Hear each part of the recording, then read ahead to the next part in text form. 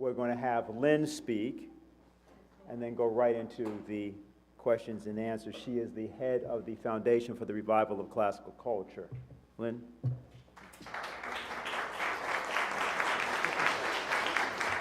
Well, thank you very much.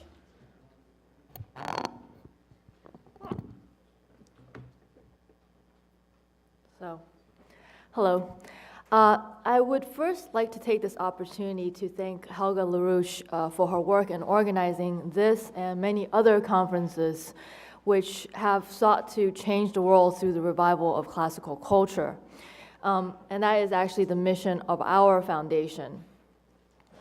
I could tell you that she has many friends in China, and that while they could not be here today, I know from my recent travels in China that they too are in full support of this effort. And I've spoken to people who are in think tanks and cultural institutions and the media throughout China who have the greatest respect for her. Unlike many people in the West, I do not believe that China have settled the question of reviving classical culture favorably yet. Yes, it is a Confucianist outlook that has, I think, come upon the nation, which is really great. When I was in China in September, President Xi Jinping spoke on the need for Confucianism to be taken up once again in China. However, and that is very good. But I feel that something is still out of tune there. I was recently at a classical concert in Shanghai where people took to both check their email and actually speak on the phone in the middle of a concert.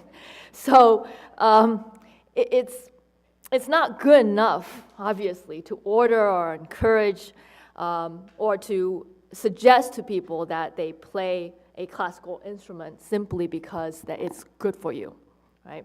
There's something much deeper that must be learned. And in China, as well as throughout the world, before classical culture can truly be said to have been revived.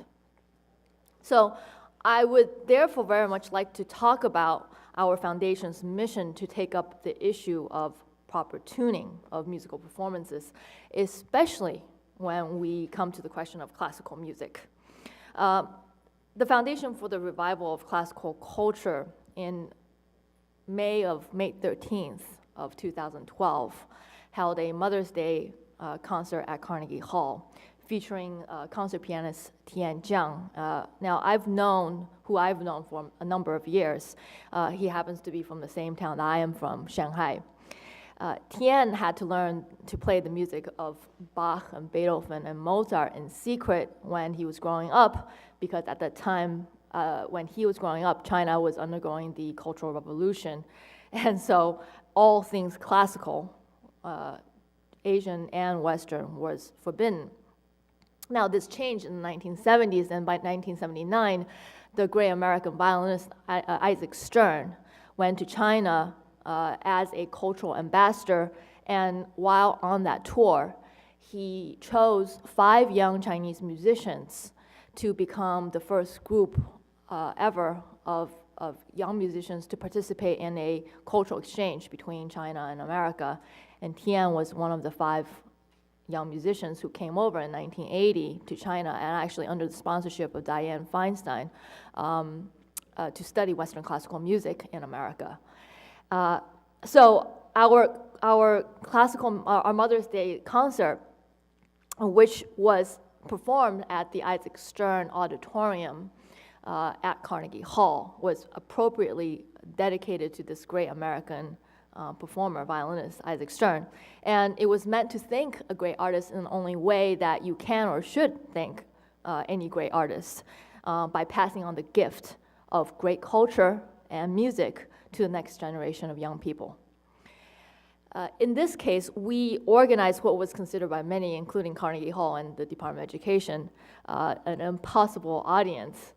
1,700 public school students and their parents and teachers from over 70 public schools as well as private schools came to the concert, and they came on their own, and they came from the tri-boroughs, all 5 of them actually.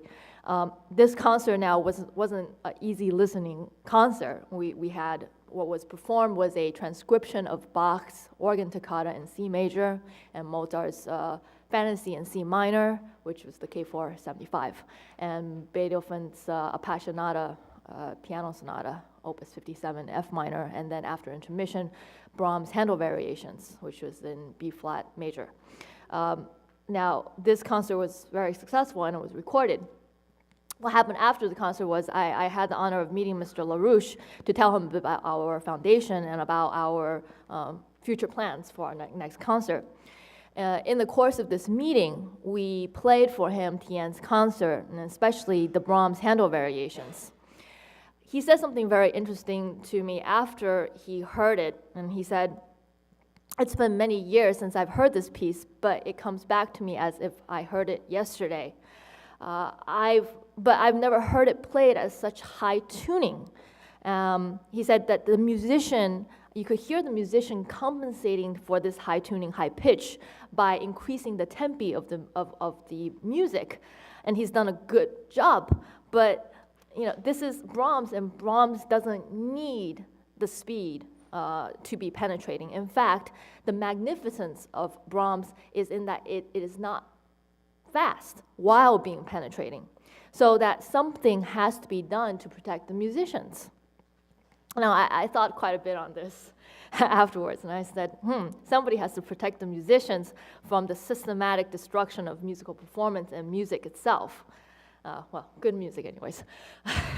So it was at this point that our upcoming concert on May 28th, 2013 had a new mission. We decided that instead of modern concert tuning of A442, this concert would be properly tuned at what is often referred to as the Verdi tuning, because the great Italian composer Giuseppe Verdi campaigned for and got passed in the Italian legislatures the capping of concert tuning to no higher than A435, which this Verdi tuning, by the way, is a term of a sort of a protectionist measure for both the voice and the composition, and it's based on a middle C of 256 cycles per second.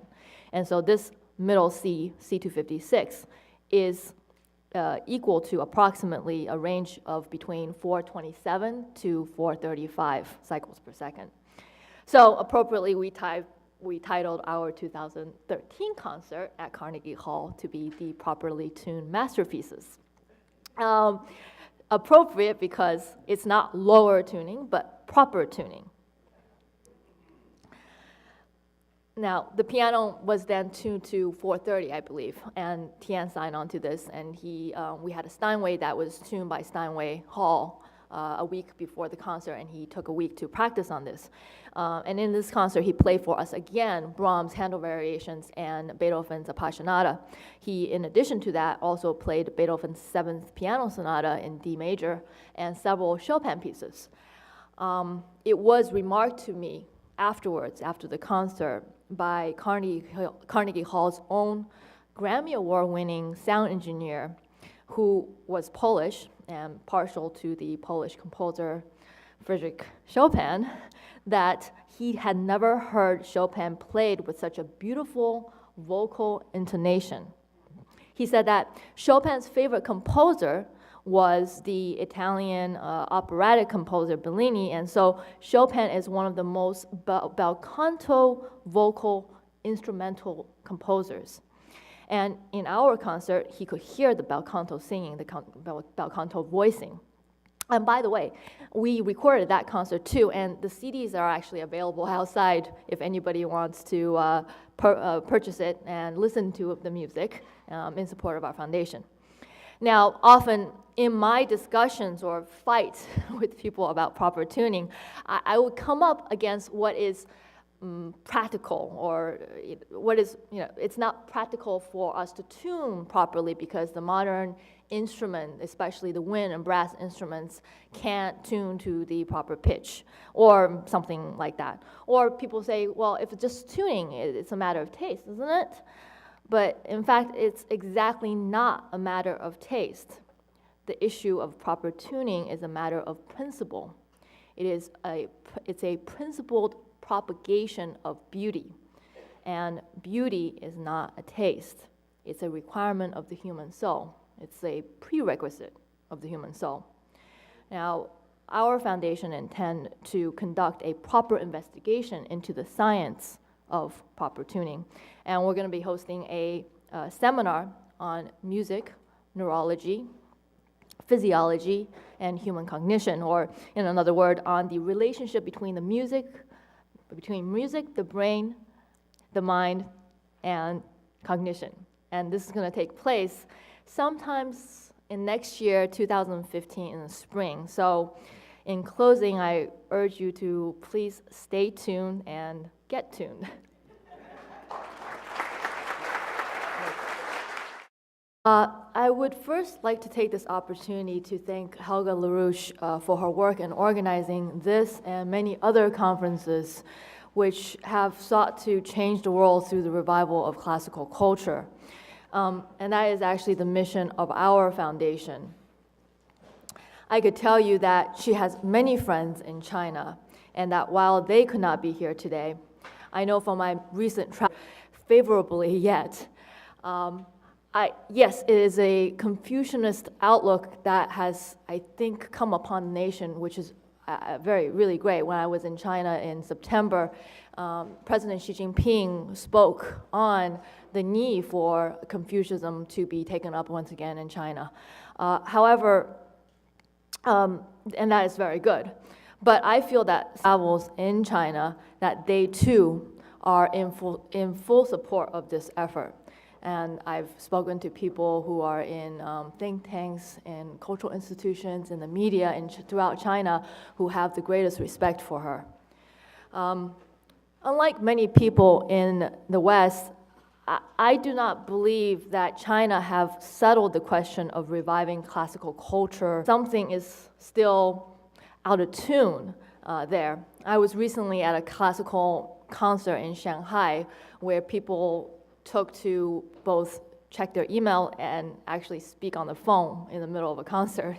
So it's not good enough, obviously, to order or encourage or to suggest to people that they play. We're going to have Lynn speak and then go right into the questions and answers. She is the head of the Foundation for the Revival of Classical Culture. Lynn?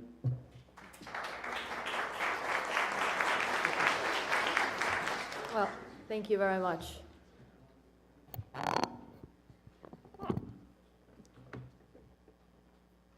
So, hello.